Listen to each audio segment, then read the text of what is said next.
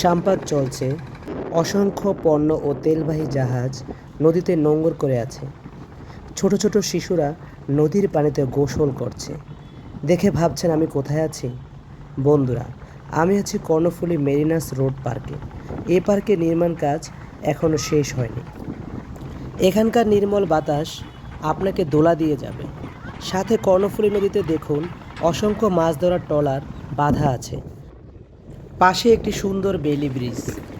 ব্রিজটিও দেখতে খুবই সুন্দর।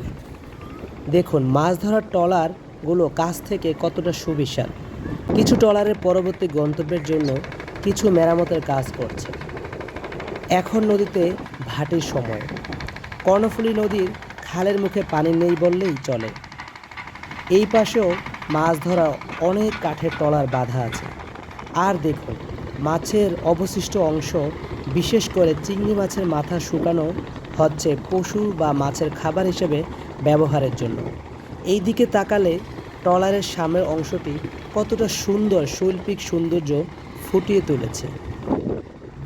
নীল আকাশের সাদা মেঘ, কাঠে সারি বাঁধা মাছ ধরার নৌকাগুলো, আর দূরের আমানত শাহ সেতু এখান থেকে কতটা চমৎকার লাগছে।